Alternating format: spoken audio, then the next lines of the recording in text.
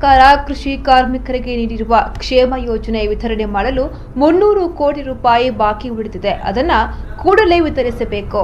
Life mission ಗೃಹ ನಿರ್ಮಾಣ ಯೋಜನೆಯಲ್ಲಿ ಹಲವಾರು ಲೋಪದೋಷಗಳು ಕಂಡುಬಂದಿವೆ. ಅದನ್ನು ಕೂಡಲೇ ಸರಿಪಡಿಸಬೇಕು ಎಂದು ಆಗ್ರಹಿಸಿದ ಭಾರತೀಯ ಖೇತ್ ಮಜ್ದೂರ್ ಯೂನಿಯನ್ ನೇತೃತ್ವದಲ್ಲಿ ಮಂಜೇಶ್ವರ ಮಂಡಲ ಸಮಿತಿ ನೇತೃತ್ವದಲ್ಲಿ ಮಂಜೇಶ್ವರ ತಾಲೂಕು ಕಚೇರಿಗೆ ಪ್ರತಿಭಟನಾ ಮೆರವಣಿಗೆ ಹಾಗೂ ಧರಣಿ ನಡೆಯಿತು.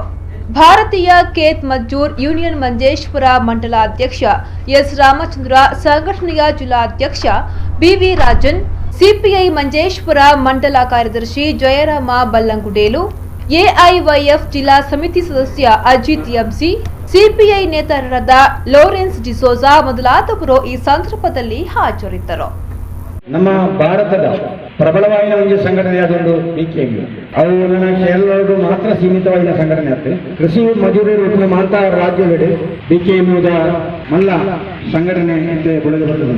ಆ ರಾಜ್ಯದ ಮಾತ್ರ ಮೂಳಿನ ಬೇಡಿಕೆ ಅಂತ ಅವಳು ಪ್ರಧಾನವಾದ ಬೇಡಿಕೆ ಪುನಃ ಭೂಮಸೂದೆ ಸಮಗ್ರವಾದ ನಮ್ಮ ಭಾರತದ ಜಾರಿಯವರು ಕಾರ್ಮಿಕರನ್ನ ವರ್ಗಬೋಧಗಳು ಉಂಟಾಗುವಂತಹ ಸಂಘಟನೆಯ ಪ್ರಧಾನ ಕರ್ತವ್ಯ ಒಂದ ವಾ ಅವಕಾಶ ಅವಡು ವಾ ಬೇಡಿಕೆ ಅವಡು ಅයි ನಮ್ಗೆ ಪಡೆಯರೆ ಸಮರ ಹತ್ತಂದೆ ಬೇತ ಮಾರ್ಗ ಇಚ್ಚಿಂದ ಮನೆಗೆ ಉಂಟಾಯಿನ ಕಾರಣವೇ ಸರ್ಕಾರದ ಒತ್ತಡ ಕೊಂಡು ಬಂದಿರಬಾರದು ನಮ್ಮ ಈ ತೀರ್ಮಾನ ಉಂಟು.